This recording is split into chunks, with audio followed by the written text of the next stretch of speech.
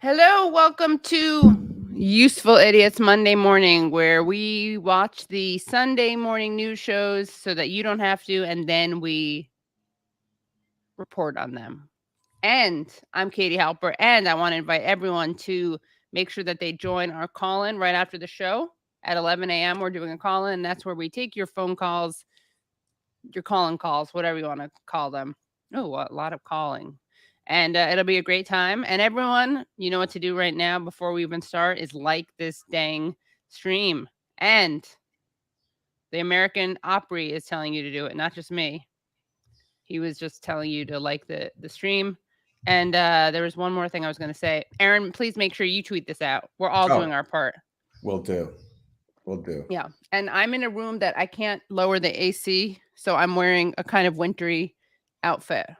So apologies for the weird cognitive dissonance. Yeah. And great weekend for me. I'm just saying this while Aaron gets, tweets out the link. I had a great weekend. No, don't apologize. Yeah, you can't multitask. I can't talk and tweet at the same time. I hung out with my friend's 3-year-old. She's so cute. And I taught her to say, "Stop busting my balls," which she said. Maybe another time I'll actually include. I'll see if I get parental permission. I'll include the clip of her doing it because it's pretty cute. So everyone, I encourage you all to have kids that say inappropriate things. Maybe we can have people send it in to Useful Idiots. Use the Useful Idiots hashtag, Useful Idiots Pod, and we can do a compilation or something. All right. How are you doing, Aaron? I'm well, and I've tweeted, so now I'm fully focused because again, I can't do two things at once. So fully here now, fully present. Yeah, fully present. Awesome. Tweeting has been made. Great. Well, I'm excited. You're good, Aaron? You have a good weekend? Yeah, I had a great weekend. Awesome. Shall we get to Monday morning? Yeah, let's do it. Sunday morning. Good Sunday morning. And if you're waking up to another hot, sweaty day, you're not alone. Over the past 7 days, there have been 359 daily high temperature records set across this country. And across the Atlantic, Europe is burning up as well. More than 1,700 people died in Portugal and Spain alone in this current heat wave that they're experiencing. In his 2006 documentary film, An Inconvenient Truth, former Vice President Al Gore warned that we were going to experience rising temperatures, melting glaciers, drying lakes, more wildfires, and stronger storms over the next 20 or 30 years. Well, guess what? In the 16 years since that film debuted, we've seen rising temperatures, melting glaciers, drying lakes, more wildfires in more states in this country, and yes, stronger storms. We've experienced. Katie, if not for Al Gore, the world would never have known about climate change. Yeah. Al Gore warned us. Al Gore tried to warn us. He did. Was the only person, Katie. He was the only person telling us about climate change. Just Al Gore. He was the Paul Revere of climate change. He really is. Everybody else is like, oh, Al Gore. Silly Al Gore. There's no climate change. Al Gore. Yeah. He was like, I have a PowerPoint presentation and it's in movie form. Nobody wanted to hear it. Yeah. Well. Did you see that? I saw that movie in the theaters. Did you see it? Not in the theaters, but yes, I did see it. I found it boring. It's very boring.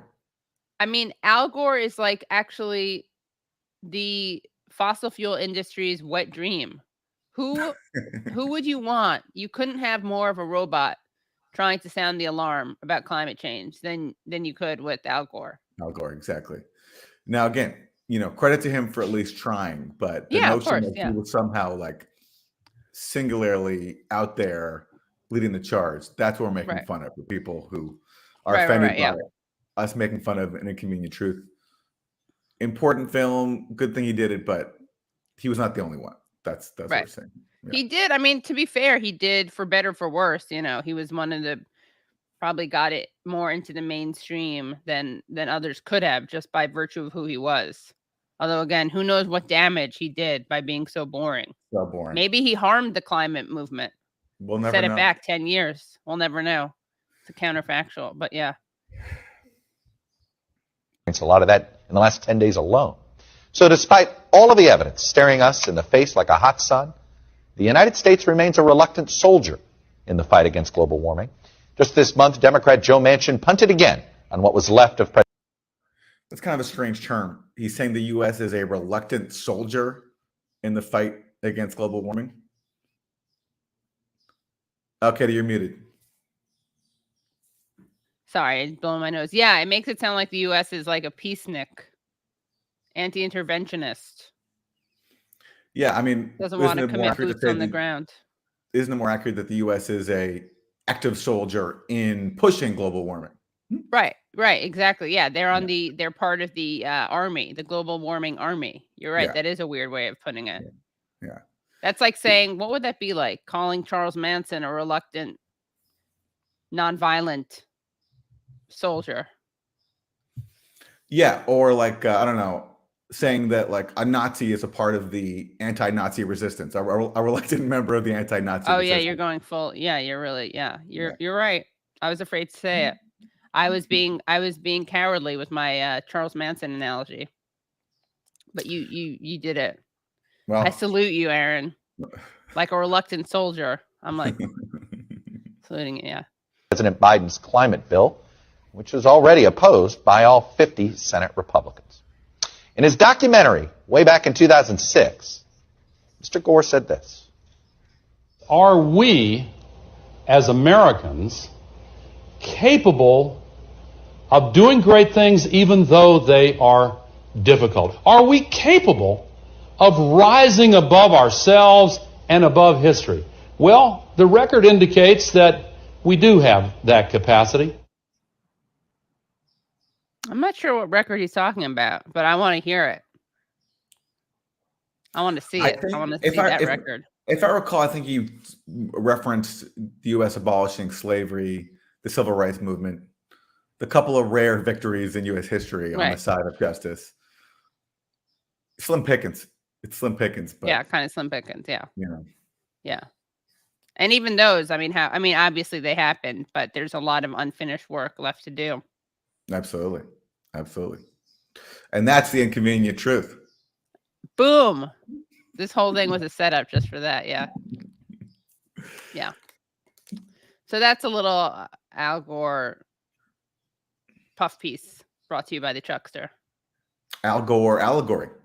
Bam. Yeah, someone put that in. Did you see that? Yeah, I did. I'm sorry. I was still in their material. I'm sorry. No, it's okay. Well, luckily I'm here to keep you honest. Yeah. All right. What do we got next? I want to ask you as well about climate. NOAA is under your purview. The climate agenda for the administration is completely stalled.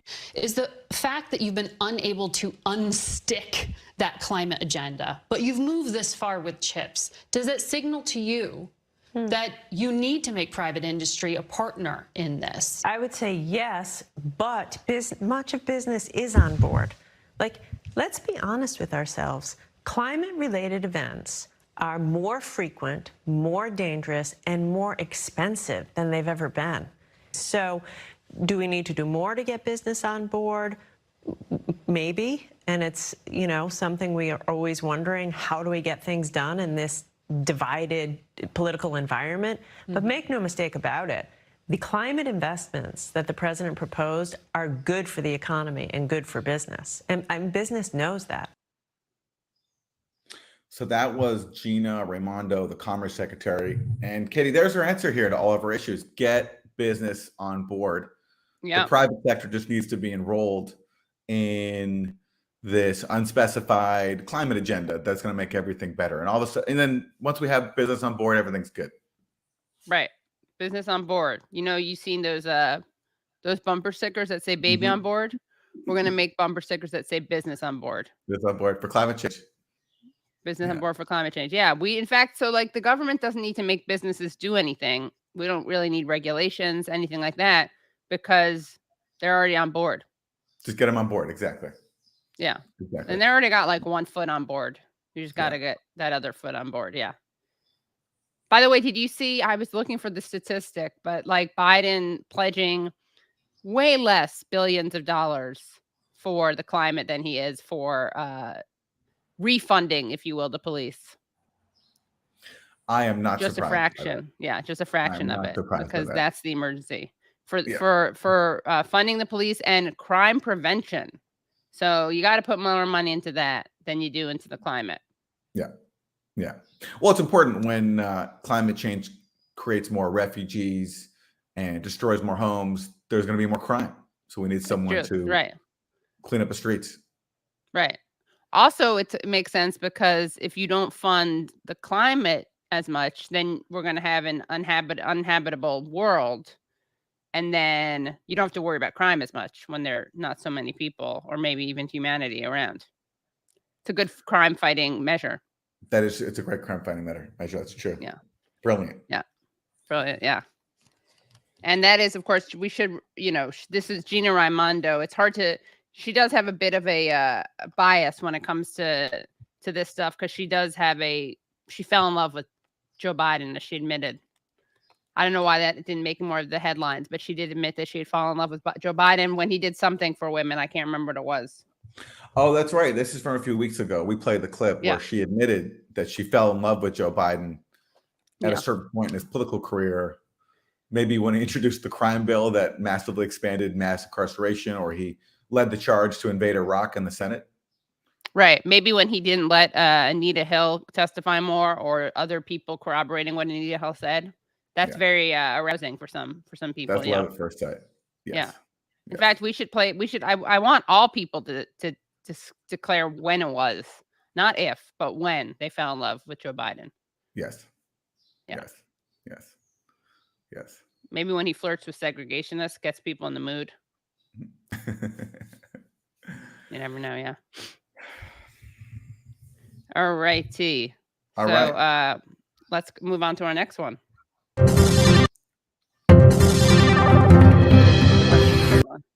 Oh yeah, this is a good one. This is from the Chuckster of Meet the Press, and he's about to hit us with some cold hard facts about where we're at as a country. This is pretty interesting. Welcome back. Data download time and a look at our tumultuous politics over the past few years have left Americans divided, alienated, increasingly suspicious of their fellow citizens. We politicize everything now. Making friends. University of Chicago offered a list of what's most important when it comes to making new friends, and the political view of that person came out on top with 52% over even taste in music or entertainment and religion. Another way of looking at our society. I'm surprised by that. So for more people, politics is more important than taste in music and entertainment. 48% for taste in music and entertainment, 52% for politics. I don't know. If someone has bad taste in music, that's pretty insufferable for me. Like, you could be friends with a QAnon member who likes Michael Jackson and Stevie Wonder and Joni Mitchell. I think so. Yeah. I mean, the way to Aaron's heart, which everyone should know from last week's episode of Useful Idiots, obviously the way to Aaron's heart is liking A Strange Loop, the soundtrack to A Strange Loop. That is true. And so you could be an Azov member. An Azov battalion member. It's possible. Yeah. All right. Well, let's see what else he's got. And religion. Another way of looking at our suspicion of each other. Is the other party untruthful? 70% of Republicans believe Democrats are untruthful. And ready for this? 69% of Democrats believe Republicans are untruthful. So I guess you could say we agree on that. You also could say that the Democrats and Republicans don't believe the other party's number. They don't even believe the figure if the other party is untruthful. Right. That's true. Right. Yeah. Right. What they should tell themselves is like, well, they really believe in us. They just don't. They're just liars. So Exactly. Yeah. What's up with that interesting 70? Democrats are more trusting of Republicans than Republicans are of Dems. That's interesting by 1 percentage point. That speaks to the Dems, warm, open hearts. They want to see the good in people. True. That 1 percentage point. Yeah. Just speaks to how generous and compassionate Democrats are over Republicans. That just that 1%. Yeah, makes all the difference. Pessimism overall in this poll showed up everywhere. 56% believe the government is corrupt and rigged. Ready for this? Another 49% say, 49%, half of Americans believe they feel like a stranger in their own country. And this is a scary one. 1 in 4 Americans, 28%, believe we may need to take up arms against the government. This is 1 out of 4, more than 1 out of 4, feel they might have to take up arms against the government. I mean, you know, Aaron, when you feel like a stranger in your own country, that's the inevitable result of that. Isn't that a weird way of saying it? Do you feel like a stranger in your own country? Is that from the Bible? Yeah, that is strange. Yeah. Well, I feel like a stranger in my own country when I read things like that. Like, I don't know what kind of country uses that kind of language. Yes, it's pretty strange. And what are they referring to? Like, are they playing on people's racism? Like, are you afraid of people of a different ethnicity than you? So do you just feel like a stranger? Or is it more emotional? Like you don't feel understood. You don't feel heard. Right. I don't feel seen. Yeah. Right. Or maybe it's people who are both racist and feel and also feel what would an interesting combination be? Bigots for being seen. Bigots for we're not seen. Yeah. I bet that's a lot of people. Yeah. Maybe we could really help people if we just offered them more. If you guys come here, we'll validate you, and then you can stop being xenophobic and racist. We'll get those numbers down for sure. We'll get those numbers down for sure. Yeah. Pessimistic electorate going into these midterms. What will this mean in November when we come back? We're going to take a look because guess what? It may not surprise you. Americans don't like their leadership here in Washington, no matter the political stripe. Stay with us. More suspicious minds. Ooh. I know. I was a little disappointed they didn't pipe in the Elvis Presley song, Suspicious Minds. We can't go now with suspicious minds. Ooh. That would have been very effective. And would have made me like Chuck more. No, I like that song. So it would have built a lot of emotional connection between me and Chuck. Well, luckily, the Chuckster is on to what could unite our country and get people to start trusting their government instead of taking up arms against it. And that's by focusing nonstop on January 6th. Let's hit it. In my library at home, I have paperbacks of the Warren Commission, the Iran-Contra hearings, of the Watergate hearings, of the Starr Report. Is there going to be a January 6th committee, basically report that the American people, tangible, that they will have in their hands? And if so, when? How about a movie franchise and merchandise? So we're going to get January 6th T-shirts. I mean, let's not stop at lunchboxes. Yeah, lunchboxes. Let's go full hog here. Chuck wants merch. And that's the takeaway. Will be the final product of the committee. I think that the timeline for putting that report out, it's still to be determined as we continue to do the investigation. It has to be before January 3rd, right? It has to be before January 3rd of next year, given this conversation. Yes, but many folks have said, would that be before the election, after? I mean, we're not looking at it through a political lens of the midterm elections. We're looking at it through getting to the truth about the events of January 6th. And we're actively continuing the investigation and on a parallel path, working on putting together the information for the report and our recommendations. I mean, that's the most important part of this because as a congressional committee, we're tasked with providing recommendations to prevent something like this in the future. I definitely believe her. Not political. It's totally irrelevant. It's like, they are on a truth-finding mission. That's what they care about. They do not care about scoring political points. The facts be damned. I'm not sure if we have the clip today, but Liz Cheney spoke about this, and she said, basically, we're not going to criticize the Capitol Police or the National Guard. So that's how committed they are to getting the truth. It's like they're not even going to bother looking at all the intelligence and national security failures that failed to stop the riot and failed to crack down on it quickly enough. So that's how committed they are to getting to the truth. Right. Yeah, it makes me very confident. I can definitely take their investigation seriously, because when investigating what caused something, you definitely want to refuse to look at something that helped cause something.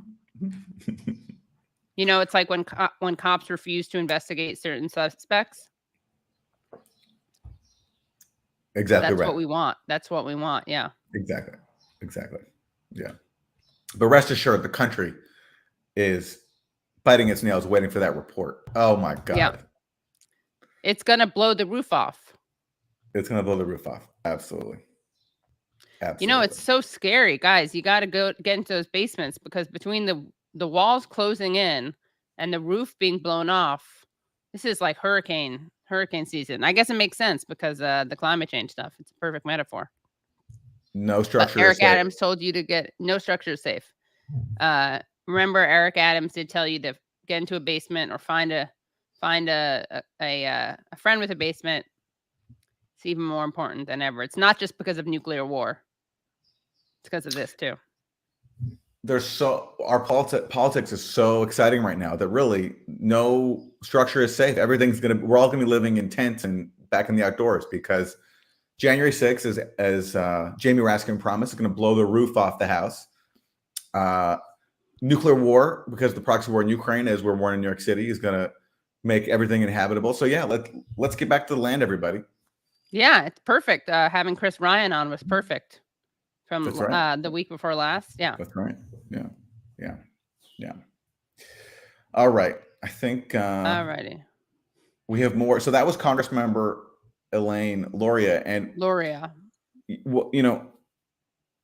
If there's one theme we're getting from every single week now of nonstop January 6th coverage, it is that Liz Cheney should run for president as a Democrat. Oh, yeah. Oh, yes. And let's hear yet the latest example of that talk.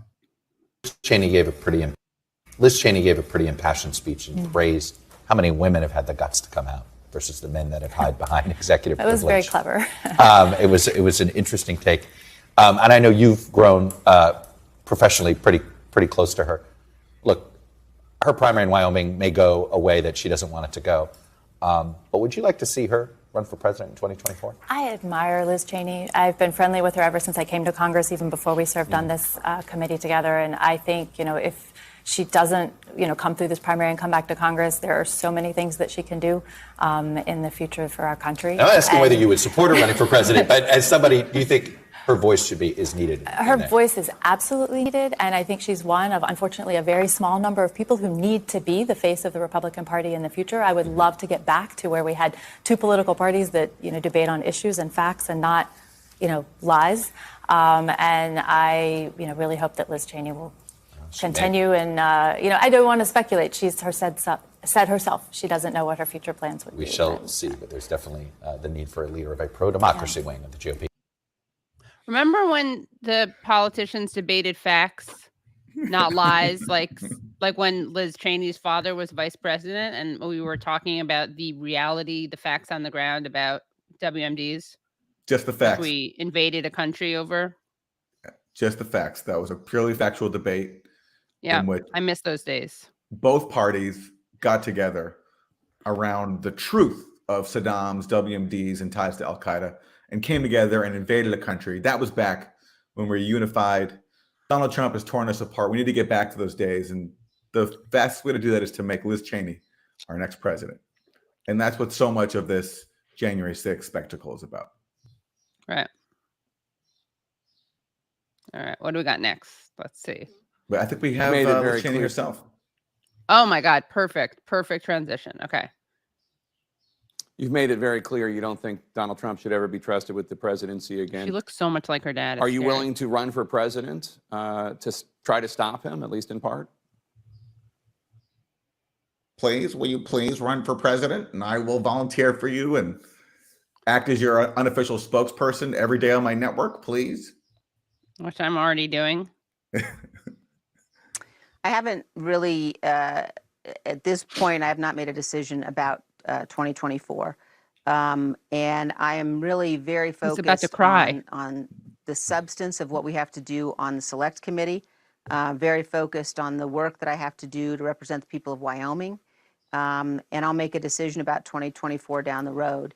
But I do think as we look towards the next presidential election, as I said, I believe that our nation stands on the edge of an abyss. And I do believe that we all have to really think very seriously about the dangers we face and the threats we face. And we have to elect serious candidates. And we've got to elect people who will take their obligations and their oaths seriously and who will deal with issues of substance with respect for people who have disagreements.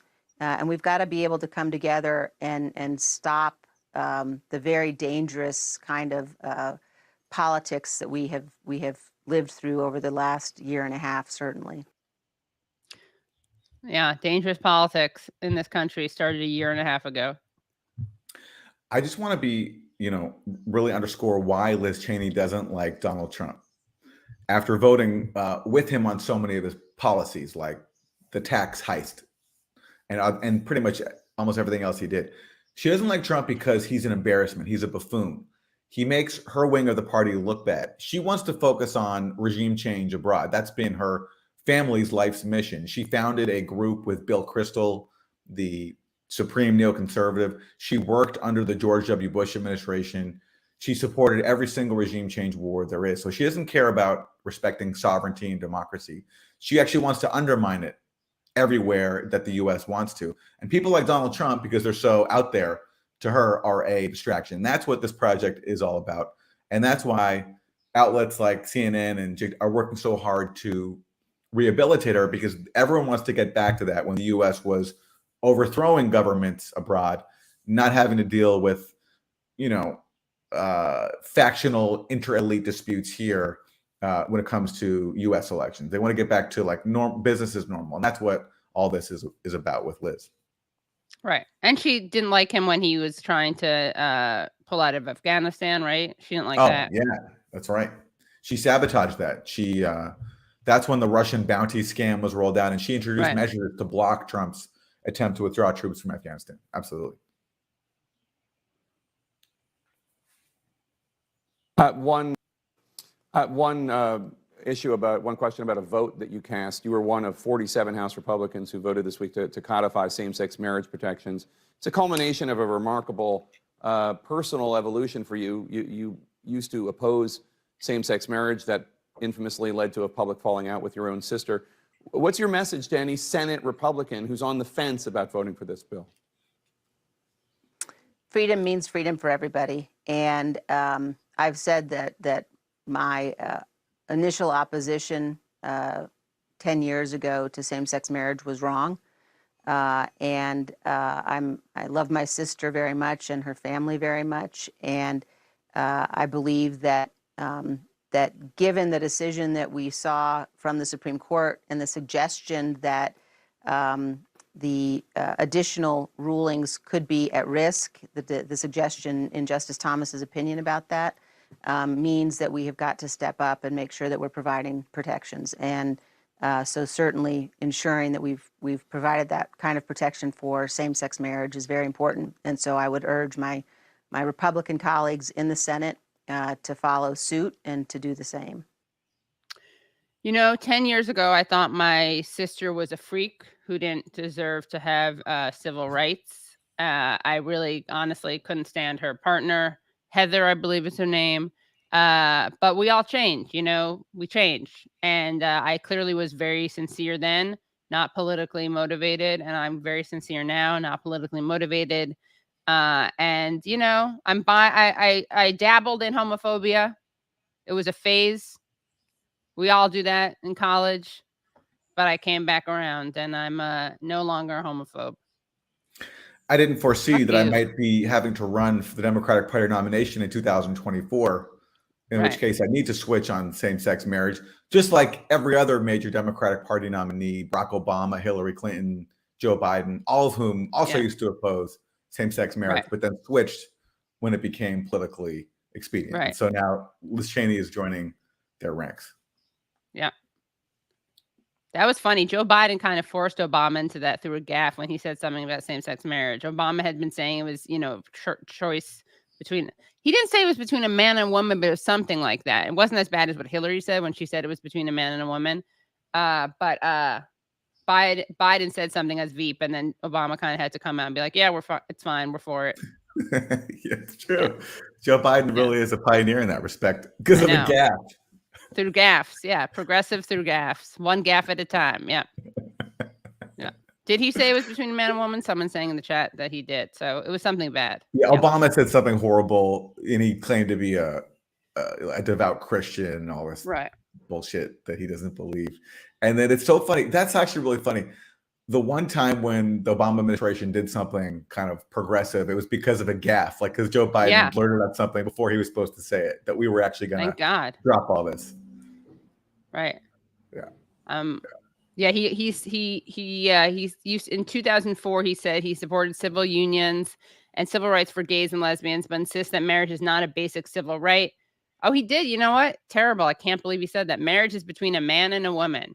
But what I also believe is that we have an obligation to make sure that gays and lesbians have the rights of citizenship that afford them visitations to hospitals, that allow them to transfer property to each other, to make sure they're not discriminated against on the job. Jesus Christ. They just can't get married. Right. They just can't get married. For the most part, it is innate, he said. Uh-huh. And he said that marriage, unlike other civil rights, he said, we have a set of traditions in place that I think need to be preserved. Wow. All right. Should we I want to hand it. Shout out to the LGBTQ community for really, for making your case, changing Obama's mind. I don't know what you did, but you did it. It's true. It's true. And for putting up with these people who constantly sold you out. Yeah. And still managed to move them eventually. It is a huge achievement. All right. Should we have, I think we have one more Liz Cheney clip. Yeah. And Aaron, before we get to this one, I just want to know the way I found this one was because our favorite boy retweeted it. Brian Stelter wanted everybody to see this because of how much he loves Liz Cheney. Thank you, Brian Stelter. And look, it's not on this committee. And look, it's not just me that is saying that Donald Trump is unfit for office. It's other entities owned by Rupert Murdoch. It's the New York Post in their editorial on Friday. It's the Wall Street Journal said the same thing after our hearing on Thursday night. So I'm going to continue to be guided by making sure I do my duty and making sure that the American people understand the truth. Last thing. Taking a dig at Fox News, owned by Rupert Murdoch, and saying that other Rupert-owned properties also agree with her. So the voice of Rupert has spoken. Yeah. The voice of Rupert has spoken, yeah. By the way, do you know that Liz Cheney wrote a book that's basically like lesbian erotica? Very wholesome lesbian erotica? A lesbian romance. Not erotica. Sorry, not Liz. Lynn. Thank you. Yeah. I did not know that. I'll read. Oh, yeah. It's called Sisters. Maybe I'll read part of it on this week's Useful Idiots main show. So come back for that. Come back for the Sisters reading. Yeah. All right. Estimated 20 million. There's an estimated 20 million metric tons of grain stuck in Ukraine. Can't get out. This is contributing to. So this is Margaret Brennan of Face the Nation speaking to the Ukrainian ambassador to the U.S., Oksana Markarova, who hasn't been on for a while. Remember, we used to see her every single week. Yeah. And she's kind of been off the radar, but now she's back. So let's see. Well, they have to make room for Kinzinger. That's right. Yeah. They need their daily Kinzinger. That's right. Food inflation and food shortages around the world. So less than 24 hours after signing this UN broker deal to allow Ukraine's grain to export, Russia sent missiles into the Odessa port city where that grain would be transiting. This is what the State Department says. Your government said it's like spit in the face of the UN and Turkey. But you're sticking with the deal? Why? Well, what happened in the port is so Russian, and it's very telling about what has been happening for the past 8 years.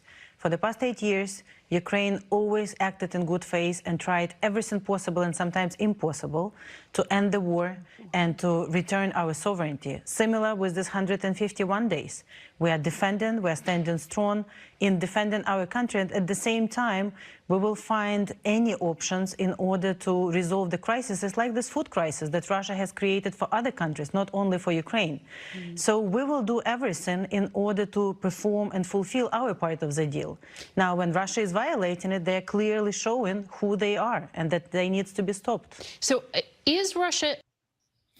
So there's a few things going on here. She's, first of all, she makes a statement about the last 8 years of the war, which is just demonstrably false. And we might have the clip that I can play to show why. But basically, she says that we've done everything we can to resolve the conflict with Russia and Russian-backed rebels in the East peacefully for the last 8 years, which is a I have the clip if you want to show it, by the way. Ukraine. Okay, well. Oh, so, yeah, we have the clip.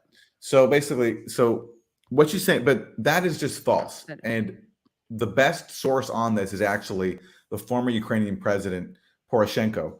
He is the president who actually signed the Minsk peace accords in 2015, so 7 years ago, that were aimed at ending the war in the east of Ukraine between Russian-backed rebels and the coup government that the U.S. helped install. And Poroshenko just recently admitted that actually Ukraine had no intention of ever implementing these peace accords and basically used them to build up its armed forces to prepare for war. That's what he said. Now, this clip, trigger warning, comes from RT, which is banned in the US, but the words that are being quoted, it's Poroshenko himself speaking. So right. Doesn't matter who the messenger is. Let's hear what he has to say. All right, let's play that clip. Ukraine's previous president, Petro Poroshenko, has admitted that the 2014 and 2015 Minsk peace agreements to end the civil war in Donbass meant nothing for Kiev and only gave more time to militarize the country. Чем завершились переговоры в Минске? How did the negotiations in Minsk end? We achieved what we wanted. We didn't trust Putin then, and we don't now. Our task was to avert the threat or to delay the war. It was necessary to get 8 years for us to restore economic growth and build up a powerful military. This was the first task, and it was achieved. What is the results of the Minsk agreement? We win 8 years to create the army. We win 8 years to restore economy. Well, the Minsk agreements were brokered by Russia. Okay, so that's good. So that's right from the horse's mouth. He's saying that we spent the last 8 years building up our army to prepare for war. And stalling tactic. It's a stalling tactic. And then he's saying that we admit and we use these peace accords to do that. So I don't think Ukraine had any intention to ever, or at least no matter its intentions, it never actually tried to implement peace. And that, look, in defense of Poroshenko and now Zelensky, Ukraine has a really powerful far-right contingent that threatened to overthrow the government if they ever implemented those peace deals. So they were in a tough position. And as I've argued, and as Stephen F. Cohen argued, the late historian argued, the U.S. should have been there to have the back of the Ukrainian president to basically counteract the Ukrainian far-right to make peace. But they didn't. And that's a big part of the reason why we have this war now. So anyway, that's just to show that what she said there about we tried to stop this war for the last 8 years is totally false. And now there's this issue where now Ukraine and Russia have made this deal to export Ukraine's grain, and immediately Russia attacked the port of Odessa. Ukraine says that, as far as I know, a Ukrainian spokesperson said that its grain facilities in this port were not hit, but Ukraine is still accusing Russia of violating that agreement. Russia says it was hitting military targets in this port. I have no idea what actually happened, but already this is being used to basically say that we shouldn't have any further negotiations with Russia. And hopefully this does not kill the deals to export grain, because it's in everybody's interest to have Ukrainian grain exported and not sitting idle inside of Ukraine. Right. Yeah. What would the U.S. having Zelensky's back against the far right, what would that have looked like in terms of policy? Well, so every time you had Zelensky or Poroshenko doing something that indicated they were going to try to implement the Minsk Accord, so basically getting Ukrainian forces to pull back on the Donbass, moving towards holding a vote there, you had huge far-right marches and even violent ones where security forces were hurt. And the U.S. could have come out and said, just like when Joe Biden said, we're not going to give you any money until you fire this prosecutor he wanted fired, the guy who was investigating Burisma. The U.S. could have said, we're not going to support you until you implement the Minsk deal. And that would have sent a huge message. The U.S. has huge sway over Ukraine. That's very clear now. Ukraine is effectively a client state of the U.S. So if the U.S. had just said, we support the Minsk deal and we're going to put pressure on Ukraine to implement it, that would have done the job. But the U.S. didn't. The U.S. didn't want to have peace in Ukraine. They wanted to have a war like we're getting now.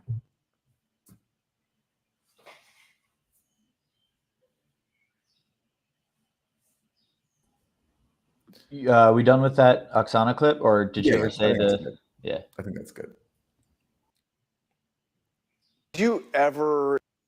Okay, here's another great moment with. This is another great moment with Vice President Al Gore. Did you ever, in the time since that speech that you gave, conceding an election, I don't need to remind you, you won the popular vote. You were within a few hundred votes in Florida. You were challenging, pushing for recounts. When it was over, you conceded, and then you presided over George W. Bush's electoral certification, the certification of his victory. Watching what you saw unfold, did you think back to that? Well, of course, but all I did is what Winston Churchill once said about the American people. The American people generally do the right thing after first exhausting every available alternative. That's really all I did. The Constitution required what I did, and there's nothing really extraordinary about it. Was it personally difficult? Well, you know, when the fate of the country and the traditions and honor of our democracy are at stake, it's not really a difficult choice. You know, when democracy is on the ballot, when the fate of democracy is being challenged, it's very important to be a coward, to be unprincipled, and to help voter disenfranchisement and election stealing happen. That's required by the Constitution. And you know, whatever you can do to support disenfranchising Black voters, that probably is required. To be fair, that they were 3/5 of a person in the Constitution originally. Yeah, you mean like thinking this through? When Clinton and Al Gore helped take away voting rights for prisoners in Florida? Yeah. Yeah. Well, through that election, yeah. Yeah. And also, but the cool thing is once you do that, you're going to be rewarded by getting being able to buy up a cable TV station for really cheap and then selling it to Qatar for like $100 million, which is what Al Gore did. Al Gore made so much money after he left office, after he conceded. He bought up Current TV and sold it to Al Jazeera, sold like that signal to Al Jazeera for like many millions of dollars. And that is now a very, very wealthy man. So he's done well for himself. He kept it in the Al family. From Al Gore to Al Jazeera. That's right. And that's really all that matters. Yeah. That's right. Yeah. All in the family. All in the family. All in the family. That's great. Yeah. Al in the family. Did you see Fahrenheit 9/11? Yes. Do you remember that scene where like Black senator after Black senator kind of came up and made the case to challenge the election? I don't remember that part. No. Yeah. It was awful. Yeah. Anyway, sorry. That's kind of an anticlimactic thing for me to say, but and I would show it, but I think it would we'd get a YouTube ban. Anyway, they sold everyone out with that. That was awful. And no, I love the way they just throw that term around. The Constitution required it. What did the Constitution require? Not challenging a corrupt and illegal election process. Yeah. Well, he's done well for himself, so he's been okay. The country's been in a mess since, but Al Gore did all right. Also, that's an interesting background he's speaking in front of. I don't know what that is. Like a space shot he's speaking in front of. Al Gore. Yeah, that was interesting. Had kind of a middle school yearbook picture. Je ne sais quoi about it. Yeah. All right. Who's on deck? Oh, well, obviously, it wouldn't be a cable news show roundup without Kins. The Kins. I want to ask you about. I want to ask you about the Secret Service. This is Congressman We've heard Kinzinger. through mostly anonymous sources that they have some issue with Cassidy Hutchinson's testimony, and you presented some corroborating evidence. But again, it wasn't direct eyewitness accounts. Why have you not spoken yet to the lead detail who was in that vehicle on January 6th with Donald Trump, or the driver of that vehicle? And is that going to come? Yeah, that's a question you have to ask the Secret Service. You have to ask those particular people. Look, the committee. So they're refusing. Doors wide open. They're refusing to cooperate because they've put out statements saying they're more than willing to testify under oath. Are they not? Yeah, I will tell you this much: the committee. There's always back and forth negotiations. The committee is more than welcome, if they will testify under oath, to throw the doors wide open for them and welcome them at any moment. It is not our decision that they haven't so far. What we have is a very credible witness in Cassidy Hutchinson talk about what she had heard. She's just saying, hey, this is what had been told to me. She did it under oath in front of millions and millions of people. And you hear anonymous sources, some which may actually be the people of interest themselves, coming forward and saying, oh, no, that's not true, but unwilling to do it under oath. Now, this is all a sideshow, the question of what happened in the limo, but it does go to the fact that what Donald Trump and his people do is they try to say somebody begged him for a job, or somebody begged him for an endorsement, or this little part of the story isn't true, to try to discredit a witness, and they're failing at this too. They're flailing around. Cassidy Hutchinson will go down in history as a hero, and she never sought to. She's just a young woman telling the truth with more courage than the vast majority of men in politics today. All right, playing to the sexism card, which is smart. This is very smart. Yeah, young woman. Let's acknowledge that this guy is, once again, he's on every single week. He just rotates to ABC, then CBS, then NBC, then Fox. He's everywhere. And CNN, obviously. So propers to him for getting on TV every single week. That's an impressive feat. But also, what's funny there is, remember a few weeks ago, this testimony was like the biggest bombshell ever. And when Trump apparently lunged at the wheel, and if he had somehow managed to take the steering wheel, he would have like driven the beast, the limo, into the Capitol and like punched a hole in it and taken over the government. Now he's saying that's just a sideshow. And he's also acknowledging that whatever Cassidy Hutchinson said was based on hearsay. But I thought when she said it was like the biggest deal ever. So it's a little confusing. Yeah, pick a lane, pick a narrative, Adam, Kinsey. By the way, I'm not above doing this, guys. We have 2,229 people watching this stream. We have 780 who have liked it. I refuse to believe that half of you are hate watching. So, guys, if you haven't already liked, give a like. It's such an effortless thing to do. We're not asking you for money. Let's see, where are we now? I think we shouldn't. I'm going to wait until we get 1,000. You want to see the last clip? You want to see the last clip? Then like the fucking stream. Let's turn it into a hostage situation. I mean, I'm not above it. Again, we're at 912. Let's see how high we can go. 954. Just liked, already did. Guys, those of you who didn't like, and we're at 1,000. You know, I'm just going to have to do this a couple times during the stream. I'm sorry. We haven't trained you well enough. All right. Great. Let's go to the last clip. Things that the committee has laid out in this congressional forum.